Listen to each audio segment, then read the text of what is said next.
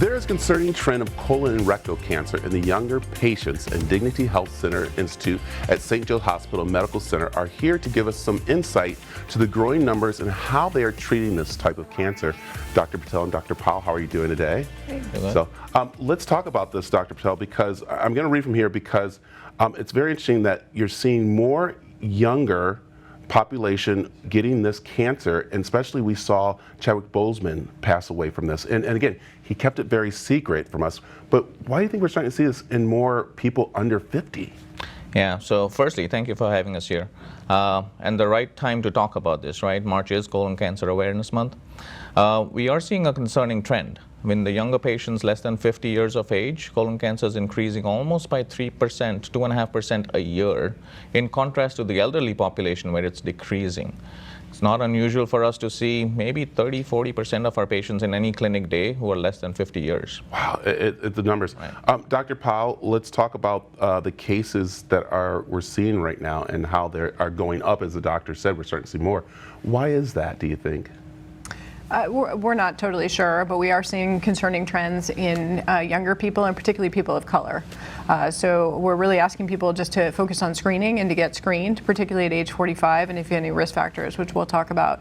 But also to think about ways to prevent colon cancer, maintaining a healthy weight, eating a diet high in fruits and vegetables, managing your diabetes, and getting regular activity are all great ways to try to prevent colon cancer. Yeah, let's talk about, you said about getting colonoscopy.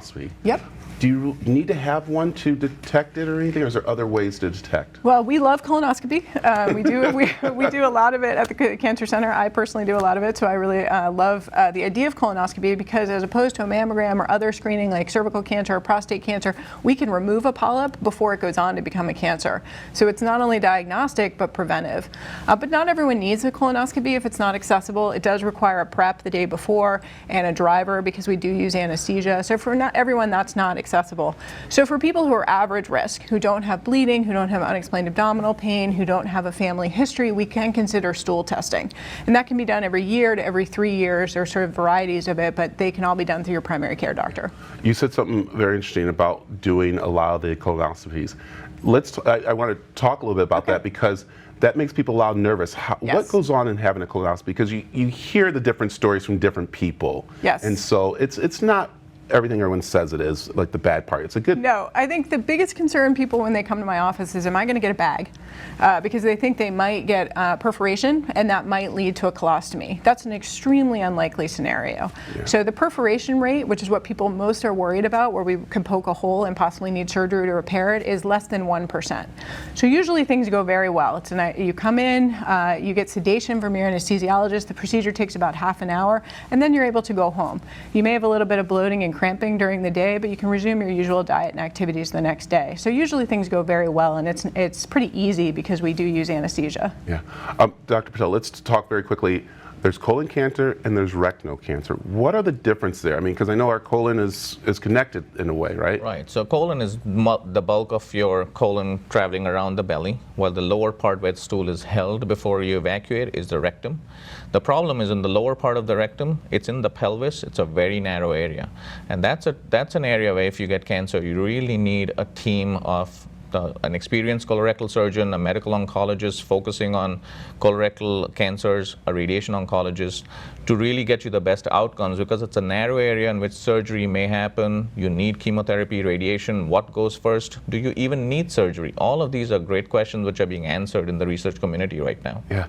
Okay, so both doctors are going to ask you this because, again, we hear at 50 you need to go to get the colonoscopy, but you're saying we really need to detect it earlier. So what ages do you think it's smart to go get one? Well, the age has recently been lowered to 45 last year. So we ask everyone to have colon cancer screening of any of the types I described at age 45. But if you do have a family history, a first-degree relative with colon cancer, then it would be age 40 or 10 years before they were diagnosed. But that's for screening. Yes. But for patients who have symptoms, we see a lot of patients who are 25, 30, who would say, I had bleeding for 6-8 months, I thought it was hemorrhoids. Well, if the bleeding's not going away with you managing your constipation, you need to get that checked. Yeah. If you're having bowel symptoms which are just going on, constipation, which is really not controlled with medicines, you need to get that checked. Yeah, and we always say we'd be happy to look at your hemorrhoids. Like, better to look at them and not worry about it than to worry about it at home. Yeah. So I would not ignore bleeding that goes on for several months. Yeah, and right now is the time to have this talk, is to find the doctors, to talk with them. And again, Dignity Health Cancer Institute is the place to be and to help out. So where can people find more information about getting screening and learning more about the colon and rectal cancer? So at our website, at the Dignity Health Cancer Institute, you could look it up on the web. We do have a big team of physicians, colorectal surgeons, radiation oncologists, medical oncologists. Apart from that, you need a village. You need genetic counselors, social workers, nutritionists, supportive care teams, financial counselors. All of this is available under one roof at the Dignity Health Cancer Institute. And just a plug for colonoscopy at our institute, we actually, it's a very nice, quiet environment. I always tell the patients it's like a spa.